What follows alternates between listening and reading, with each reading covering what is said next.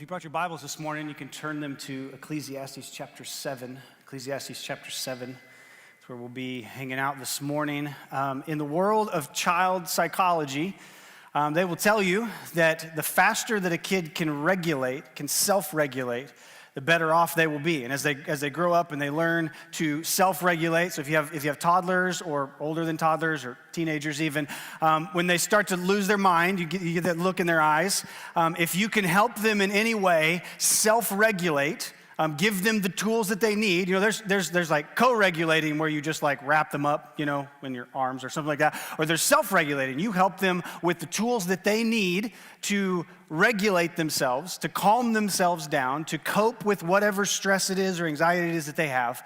Our little guy, he has a few mechanisms that he uses, some things that he knows he can ask for when he's starting to feel what we call the bear take over, okay? And when the bear starts to take over, we ask him, what do you need? And one of the things he can ask for is a special blanket. It's not magic. It's not like a carpet or anything like that. It's just a weighted blanket. And he will roll himself up in his weighted blanket and self-soothe himself and self-regulate himself. Another thing that he started doing more recently is going outside, whether it's cold or hot. It's like different every day, right? Thanks, Missouri. But he will go out in his flip-flops no matter what day, you know, temperature it is, and he'll get on his swing set, and he'll get on his swing, and he will swing. Yesterday, this boy swung for an hour and a half. Right? An hour and a half just staring at the sky. And I'm like, why can't my life be that? Like, because, I mean, just watching him, he just continued to swing. He's talking to himself and regulating himself and that sort of thing. If you think about 2020, I'm going to imagine that we've learned a little bit about regulating ourselves, right? We've learned the things that we want that we want around us, our special blankets or our swing sets or whatever, that we can go to and regulate ourselves. I've found a really, really weird one for me, and I did not expect this at all. If you know me, this will come as a shock. But I have been listening to a lot of country music.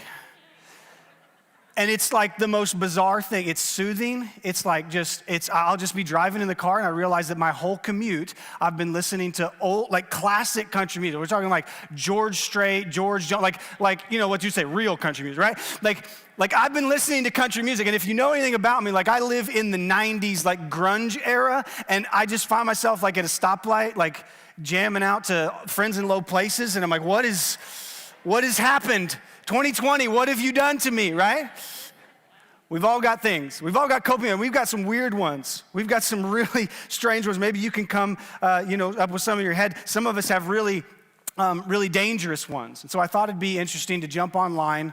Yeah, that's fun, right? And find out, are there other people that have some strange coping mechanisms? So I ended up at Reddit, and there is a thread I posted a couple years ago with 109 comments. I can only read like 5 of them on this stage.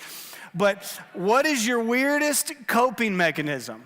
This was one of the ones I found that I really thought was hilarious. The next one says, I playfully argue with people about things that don't matter to get my problem out of my mind. I love the first comment on this one. The first comment on this one says this. It says, are you my boyfriend? I think I might be around you a lot. You know, are you arguments that mean absolutely nothing? Here's another one that I found. This is kind of strange to me. I pretend to type words that I hear on an imaginary keyboard. Sometimes I do this without realizing it. I was like, I can't imagine the typos that I would do if I can't do it on a real keyboard, right? Imaginary keyboard, just whatever. Here's another one I thought was really, really strange. I stare at the ceiling and imagine my tongue stretching out and licking it. See, yours isn't that weird, right? Yours isn't that strange. And my favorite one that I found at all times, like the last one on the deal, some guy came and he said, lots and lots of cheeseburgers. This dude's name is Tacos Safel. Like he's got taco in the name, but cheeseburgers is his go-to. So we all do weird things. We all do strange things, dangerous things to deal with our pain, our grief, our anxiety. And we've been in this series, The Pursuit. And I don't think it's a stretch that we could say that the pursuit in Ecclesiastes is Solomon's journal as he writes down going through a whole lot of pain. He has this pain in this life of this void of meaning that he just starts to write down everything. Like, I see no meaning in this life. And so he tries something and he writes down how it goes.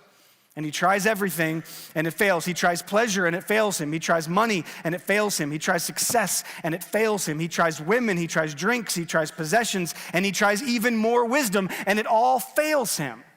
You could say it this way: the book of Ecclesiastes is a laundry list of failed worldly coping mechanisms. It's failed things that Solomon tries and it doesn't work. So he gets the blanket and he's like, this blanket is not calming me down. He starts to swing and this swing is not calming him down. He listens to country music. It's not working for him. Solomon tried it all. He failed it all. Nothing he tries soothes the feeling of meaninglessness. Nothing takes the edge off. Nothing that we drink or smoke or fantasize about or physically possess. None of it is going to add a single ounce of clarity to the question, why are we here? What's the point of all of this? And finally, in chapter 7, if you felt like we've been kind of slogging through the book of Ecclesiastes going, where's the hope? Where's the meaning? Surely there's a moral to this story, right? Finally, in chapter 7, he starts to give us some answers. And his ultimate answer is going to be this, to kind of spoil it all: the pursuit of God is the only way to find meaning. The pursuit of God. That's why we called this the pursuit, because it's going to be a pursuit of a whole lot of other things, and this is the moral of the story. The pursuit of God is the only way to find meaning. And so we see in chapter 7 that he starts to make this case. He lists more ways that are going to fail us as we search for meaning. He lists more worldly coping mechanisms that we run to that are going to leave us hanging. He does this in a very poetic way. It actually sounds a lot like the Proverbs, where he's like, you know, this is what the world wants you to do, but I'm going to tell you the wise way to do it is this. It's a lot like when Jesus would say, you've heard it said this, but I'm going to tell you this. It's that style of teaching, that poetic kind of back and forth. And Solomon's going to list off a few ways that we try to cope with life's meaninglessness, and then he's going to give us a better way, a more wise way to approach our pain and our grief and our stress and our loss. We'll start in verse 2. Ecclesiastes chapter 7, verse 2. He says, for it's better to go to a funeral than a celebration. Why? Because death is the end of life's journey, and the living should always take that to heart. Sorrow beats foolish laughter. Embracing sadness somehow gladdens our hearts. Now, I said he was going to start to give some answers, and that's pretty depressing. That's not the message you came here to hear this morning. You're just like, oh, great, yeah. So sadness is supposed to gladden my heart. How on earth is that supposed to work? I think this is something that we're exceptionally terrible at as a culture. I'm personally terrible at this. Like if I see a Facebook event that says, come and let sadness gladden your heart, like I'm clicking no. I'm not going to that event, right? I'm not going to your party that's just sadness. Like I'm not going to your pity party. That's not what I want to do. We don't do this well, mostly because we live in a culture that gives us so many other options to do otherwise. Everyone wants to take a self-care day, and everyone wants to, which is totally great and fine, but no one wants to take like a self-sad day. No one wants to lament and sit in their sorrows. We have too many other options. Drink this, take this, buy this, be this, do this. The world will give you 1 million exit ramps from your pain. This world we live in, it will give you so many opportunities to turn the other way and avoid all of that pain. So Solomon, in his wisdom, says maybe it's not best to run from your pain. Maybe it's not best to drown your sorrows in pilsners and pills, and when the high is over and the hangover sets in and the portfolio collapses, you'll still have the pain. And so we find something else. We take the next exit, we distance ourselves from the pain, or we can take Solomon's advice and we can try a better way. Shortly stated, you could say those verses are said this way: instead of exiting our pain, we lean in and learn from it. We lean in and learn from it. About a month ago, Wayne had our staff, all of our staff, it's an all-staff meeting, we do it once a month. We went through this exercise of lamenting. Now, he didn't tell us we were doing that before we came into the staff meeting, because I don't think anybody would have shown up. I would have been sick that day, right? Sorry, I'm feeling a little scratchy in the throat. I'm going to stay home that day. I'll zoom in on the lament, okay? But he didn't tell us, so he comes up and he says, we've been working so hard since the start of coronavirus. We're doing online services, all of these things. We've been producing all of this stuff. We're back in person, the new building. We've all been distant. We've all been, we haven't had regular staff meetings. And so Wayne asked us just to take some time and to share some of our losses, the losses from our ministries, the losses from our family rhythms, The losses from our regular rhythms from our week to week. And in a staff meeting, which is usually pretty upbeat and pretty filled with laughter, the room was pretty silent in between when each person shared. And each person starts sharing. It's kind of this eerie silence. I shared how our little guy was set to start kindergarten this year, and he started kindergarten, but it doesn't look anything like what we thought it was going to look like. It doesn't look anything like that. We've been fostering this little baby girl. She came to us like the third week of March, and that's not really a loss for us. That's a loss for you guys because you haven't got to see her, and she's like the cutest baby in the whole world. So, like, just sit in that for a moment, right? It's all around the room. The losses started to pile up. It was heavy. It was a heavy time all around the room. Ministry losses, excitement for, what it would mean to pack back into this building when we were opening it up, and that just not being the reality of things. We shared and we sat in that moment, and if you ask me, it was way too long to sit in that silence and that awkwardness. Like I was ready to start telling jokes or crack open a soda or something. Like somebody's got to break up this awkward silence. But you know what I realized after the fact, as I'm thinking back on that? It hurt. But it didn't hurt more. It didn't hurt more than the actual losses. It definitely hurt, but it didn't hurt more. Now that I knew there was a whole room full of people, coworkers, peers, people that I love and people that love me, that are sharing the same pain and sorrow, that we're all sitting in a lot of the same stuff, I was feeling the same way. That's really what a funeral is for. Yes, of course, a funeral is to honor the life of the one who has passed and to think about them and to honor them. But maybe more importantly, a funeral is to share the load of the loss with other people. That's why Solomon says it's better to go to a funeral than to a party, because at a party, everybody's trying to forget about it. At the funeral, everyone's remembering together. And so I would encourage you to do a similar exercise. I know a lot of our life groups actually did this over the last few weeks, but I would encourage you to do the same sort of a thing. Don't do it alone. Find somebody that you're close with, somebody that you can sit in a room with and just share the losses, share the burden, bear one another's burdens. It's a scriptural thing. Have you taken the time in this season to let yourself be sad? We always talk in the church about counting our blessings, but we don't take enough time to count our losses, to stack up next to those blessings. Those blessings are so much sweeter if we stack them next to the losses. And while there's an entire book in the Bible called Lamentations, we see God's people, losses and pains of God's people. And so Solomon is going to move on. He actually says this kind of in closing of this thought. He says, the wise heart is well acquainted with grief, but a fool's heart seeks only pleasure's company. What have we learned from our pain? Or have we just surrounded ourselves with coping mechanisms that are going to fail us, that are going to disappear? When all of this kind of dissipates, when everything gets back to whatever normal is, we'll just let it go, and we haven't learned anything from it. We haven't sat in it. We haven't felt the pain of it. As we continue in the text, Solomon starts to talk about another way that we cope with hardships. Look at verse 5. Verse 5, it says, oppression can turn the wise into fools, and a bribe can damage the noble's heart. Having the last word is better than having the first, and patience will benefit you more than pride. Don't be quick to anger, for anger sits comfortably in the lap of fools. There's a theme in these verses. These verses that we just read, Solomon turns from waiting in your sadness to being a more patient person overall, to being a more temperament person, to being a slow to anger person. I get impatient when I'm stressed. I don't know about you guys, but when I'm driving and I'm like, now that traffic, I saw a news article the other day that said that Springfield traffic is back to pre-COVID like levels. And I was like, great. That's not the normal we wanted to come back, right? Like we're back to that. So I don't know about you, but I get stressed. I get impatient when I'm stressed. And there are things in the world, they're going to offer you quick fixes, but they're really paths to foolishness. All these verses are encouraging us to slow down, to be patient, or you might end up actually worse off than you were before. You could say it this way: instead of quick fixes, be patient and trust God. Be patient and trust God. I remember the summer of 2010, my family went on a vacation out to Colorado.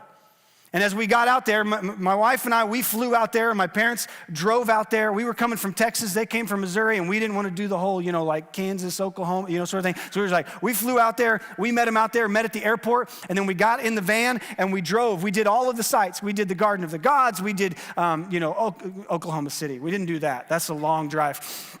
We did Colorado Springs. We got to go see the Broncos Stadium, empty and full of loss and hardship. We got to see all of that stuff. That's my lament, okay? And then we decided, as we were out in Colorado Springs area, and we got to see Pikes Peak and all of that we were going to go see the Royal Gorge. The Royal Gorge, okay? I don't know if y'all have been out there. I don't know if you've driven out that way.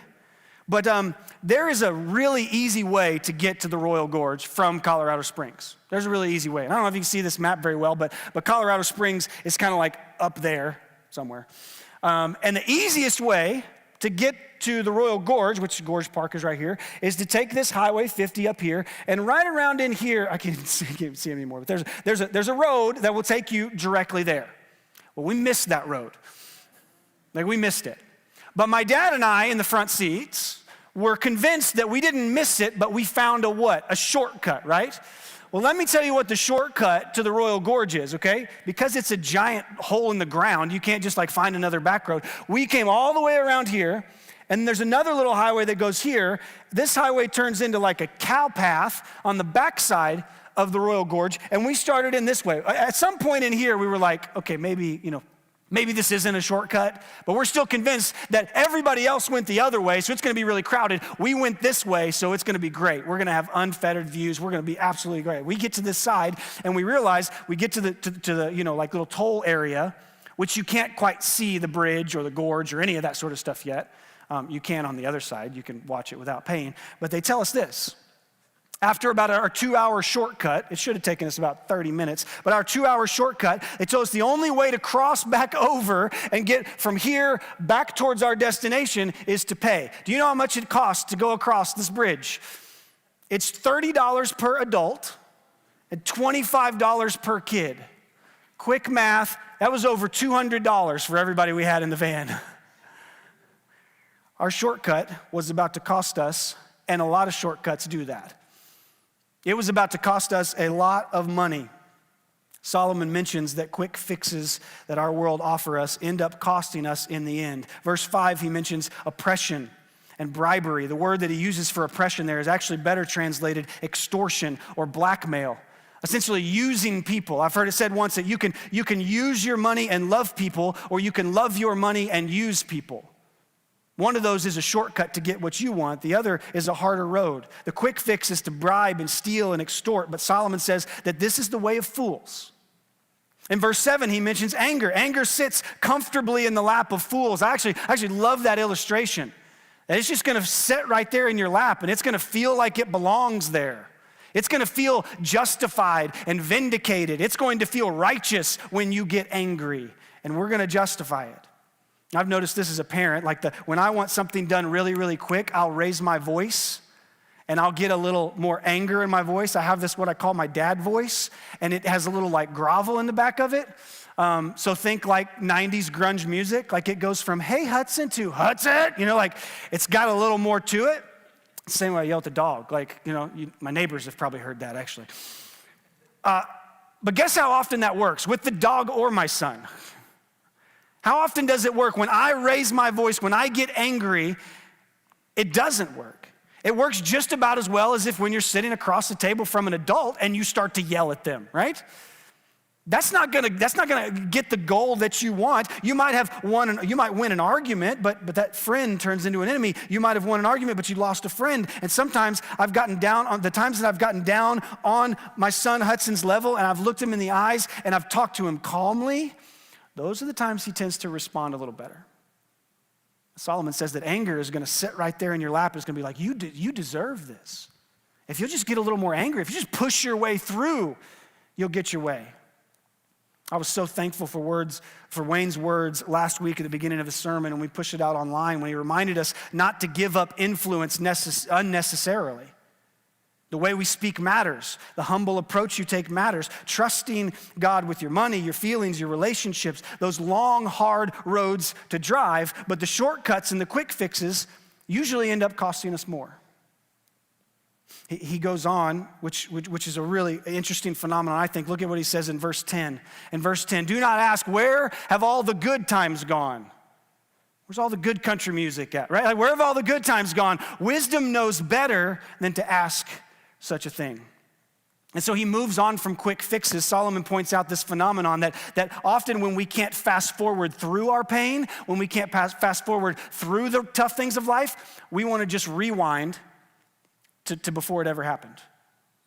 I mean, I hate hearing things like the new normal or post-COVID. Like, I don't want to think about it. I want I want to go back before all this. I want things the way they were, because I'm holding out hope that if we just get back to the way things were before. I wrote in the devotional this week, some of you are reading with, through our Ecclesiastes. I think we still got copies of those. You can get a digital copy as well. But I wrote that oftentimes when we look to the past, that we gloss over all of the pain that was in the present there.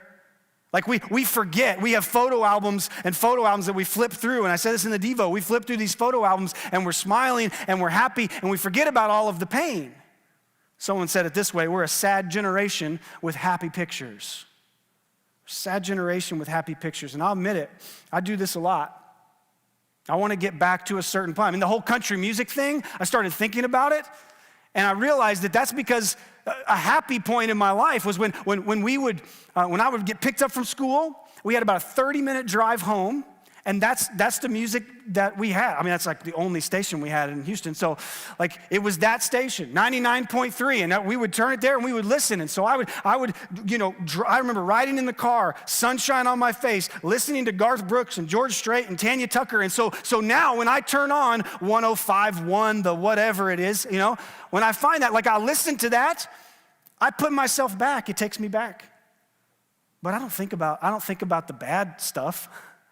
I don't think about the fact that it took me 30 minutes to get home from school and I hated every second of it, right? I don't think about that. I don't think about being made fun of in school for learning disabilities. I don't think about my getting cut from the basketball team. I don't think about, my cancer diagnosis, my dad losing his job. I don't think about all that stuff that happened in my past, because I just go back and nostalgia tells me everything was so much better back then. The music takes me back where I can gloss over and I can escape the pain from then and from now. So why is it not wise? Why is it not wise? Because looking back lets you revise history, and then you compare that history to today, and it's not a fair fight. Solomon says that the wise approach would be instead to do this. Instead of longing for yesterday, live today and look ahead. Live today and look ahead. It reminds me of the Israelites. They're led by Moses. The people of God had been delivered from slavery from Egypt, only to find themselves at the banks of the Red Sea. They started to complain to Moses. He's like, you've brought us out in the desert to die. They're all so upset. They'd already forgotten the torture and the shame of the slavery, and they longed to just go back to Egypt. It says in Numbers chapter 11, verses 5 and 6, they say this: we remember the fish that we ate in Egypt that cost us nothing. It didn't cost us anything. We got free meals in Egypt. The cucumbers and the melons, this sounds like the worst meal ever, by the way. Cucumbers and melons, the leeks and the onions and the garlic. Really? That's what you want? Yeah. But now our strength is dried up, and there's nothing at all but this manna to look at. Manna, that's what God provided them to eat every single morning. He would give them an allotment of manna. They had already forgot that the promise that God had laid before them. They had already forgotten the promised land, and they'd forgotten the pain that was back there in Egypt. They looked back to Egypt and said, remember how great it was back there? Remember the leeks and the onion salads? Do you guys remember that? We should go back there. So when we focus on the past, we long to be back before our pain. We fail to look at what God is doing today. We fail to look at what he's doing now and what he wants to do tomorrow. See, there's a danger in wanting the good old days back. I say it this way: when we stare at the rearview mirror, we lose sight of the promises that God has given us for today. John's sharing his Devo for our life groups this week that if you try to drive just looking in your rearview mirror, it's not going to go very well.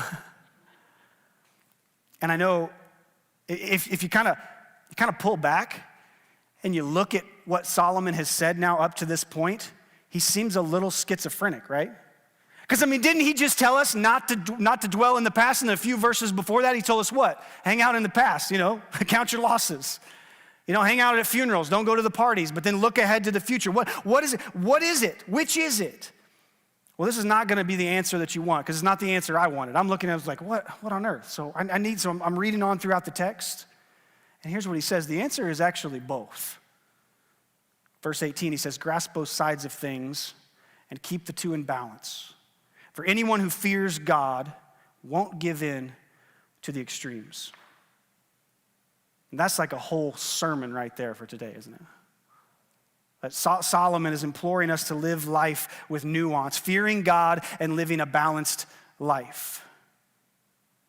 Here I am, Tuesday, Wednesday, Thursday, Friday. I'm sitting at my kitchen table, knocking out this sermon. I'm typing, and I'm like, how on earth can we relate to extremes, right? When just across the room on my TV in the living room, I've got something that looks like this. How can we relate to extremes? How can we, now I can't like pinch and zoom, it's not one of those TVs, like look into the counties and all that sort of stuff. But here's where, I'm gonna camp here for a second. I know some of you are like really sick of seeing this thing, but I want to camp out here, and I know this is probably not, I don't even know when I grab this, whatever. But what I would love to be able to do is to kind of gray all this out, let's go back to just, like the one we saw in school where they're all like green and yellow and all that sort of stuff, and zoom into some of the counties. If we zoomed into Greene County right here and we looked and took a snapshot today, not of the counties and the counts, but what the church is doing in the middle, where the church is living in a world where we're all at each other's throats. I talked with Wayne last night, and I was saying, I'm thinking about pulling up that map, and he was like, no, he didn't say that. I was like, you sure you want to do that? Yeah, he made that noise. Are you sure? No, I was talking to him, he was just like, this is what I'm thinking. This is what I think the text is leading. That's what the text is saying. He's saying, don't deal in these extremes. And Wayne said last night, he said, when we don't have that pursuit, when we don't have that plumb line, that one thing that we are focused on pursuing, then what did he say? I wanted to get it right. That one singular thing, then we tend to drift towards extremes. We tend to drift one way or the other. We will tend to lean this direction or lean that direction, and eventually we end up so divided that even the church can't unify. Because uniformity is easier than unity. Because negativity is easier than nuance. Because partisanship is easier than praying for your enemy. I saw a fantastic video that was circulating the last couple days from Timothy Keller. Wayne has been using some Timothy Keller the last couple weeks, and it was amazing. He went through, I won't have time to show it or tell you everything about it, but you can find it pretty easy. And he went back and he said, if 5 marks of the church, of early Christians, not just in what we see in the text, but also just throughout centuries and centuries of the church, there were 5 marks of the ages of the church. They've been marked by these 5 things. And the interesting thing about them is if you go through the list, 2 of them is what we would consider in America conservative platform issues. 2 of them is what we would consider in America liberal platform issues. And the 5th one is civility and peacemaking. And neither party wants a part of that, right? And so he starts to kind of lay this out. He says, when we try to fit the call of the church into the boxes that the world offers us, some very crucial things get left unpacked. We ignore and we skip over things in our Bibles that sound too liberal or sound too conservative because they won't fit into that box. See, Solomon is helping us realize there is a danger in living in these extremes. There's a danger in living in these bunkers. We look at our lives like we look at that map. We see there is no nuance. When Solomon's answer is like, should we consider the past or should we look at the future? Should we look at everything that happened in the past and lament there, or should we look to the future and what God is doing today and moving forward? And his answer is absolutely. We need to lament our losses. There's a lot of hurt. We need to celebrate the past. We just celebrated 50 years as a church, and that's worth celebrating. We also need to balance that with the future that God has for us, because we're not a church that exists for the last 50 years. We're a church that exists to spread the gospel for the next 50 years. It's looking to the future for what God has for us, for our church, for your family. I told you about the lamenting that we did as a staff, but I failed to tell you about the follow-up to that. After that, Wayne directed us then to think of the blessings, to share some ways that you see God working during this season of disruption. This is a very crucial thing, but it's almost like you could say, if you don't spend some time in the losses, you don't really fully appreciate the blessings. But then we started to just think, it's been bad. It's not all been bad, but it's been pretty bad, but it's not all losses. A few of the things that were shared around the table. In India, we heard that there's a church in India, a mission that we support, Ajay Lal and Central India Christian Mission. Their church of 1,000 people had to be completely shut down. There's a lot of people in India. The virus can spread really, really fast. So they shut down the whole thing. They shut it down. They have hospitals and children's care and all this sort of stuff. They shut it down. And they went completely online. And the report coming out of the mission at India is that they are now engaging over 250,000 people online. Because of persecution in India, because of the fear that someone would be persecuted for their faith or harmed for their faith or intimidated into not worshiping, a lot of people won't walk to a church, but they can log on in their homes, and now they're hearing the gospel preached unfiltered. Las Vegas is a Spanish-speaking church that was running 80 to 100 people. The reports coming now throughout this time that they have been ministering online, live on Sunday mornings to 12 to 13,000 people watching this church. Everybody just logging on looking for a Spanish-speaking church, and they find it. Northside, we've seen our reach widen too. We have people coming weekly that have never been in the building. You know, one of my favorite things is when somebody walks in and they're just like, no, we've never even been here before. Like, we've watched online a lot, but we haven't been here. But the reach is widening. One of the other things that was mentioned in the group, which I think is just a really, really great blessing. It may not sound like a blessing, but I just quoted it here. It was in our staff notes. I've learned that I don't have control. I've learned a lot of patience. And I've learned to trust God in that struggle. The struggle for patience, the struggle for hurt.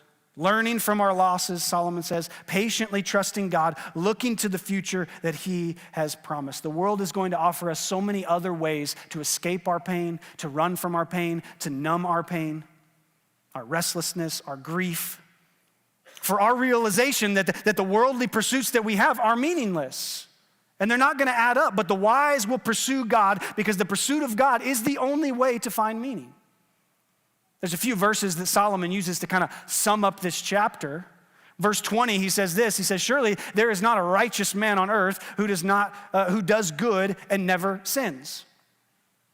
He's kind of bringing it all back around. There's not anybody on this earth that doesn't sin. The only way that we have a shot is to pursue God and find meaning in that, because everything else is going to lead us to a train wreck. Look what he says in verse 29. Here is what I have figured out. Oh, thanks. Finally, Solomon, you figured it out, right?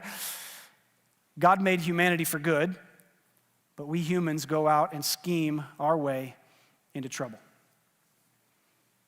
I remember the quote that I looked online to try to figure out who said this, and I got everything from Billy Graham to Robert E. Lee. So just, somebody over history said this. We said, the ground is level at the foot of the cross.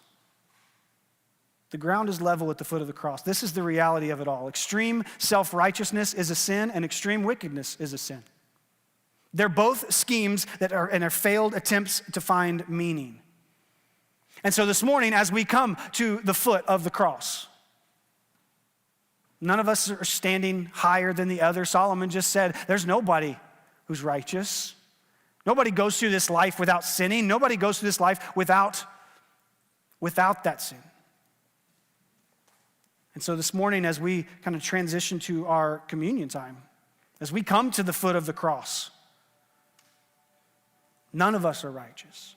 We all need this grace. If you're watching online and you haven't had time to gather the elements, you're going to want to pause the video or go get those at this time. If you came into the room here in person and you missed that, we've got tables in the back where you can go and grab one of these delicious little communion cups.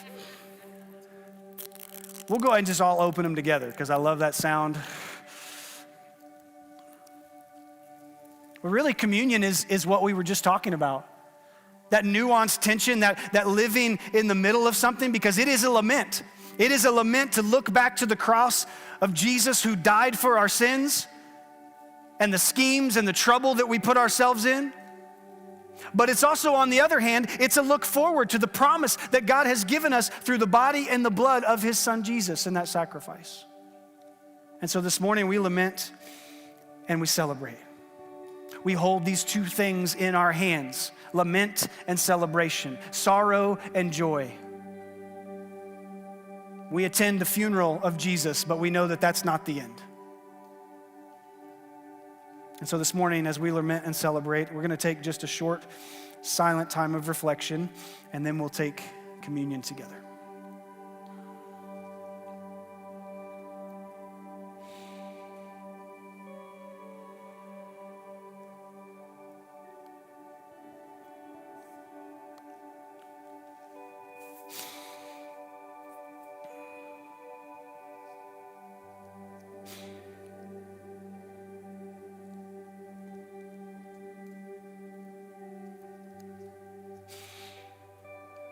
We hold these two things, these two extremely painful things. And we live in the tension of a lament for a life lost and a celebration for a death defeated. Church, let's take of the body of Christ together.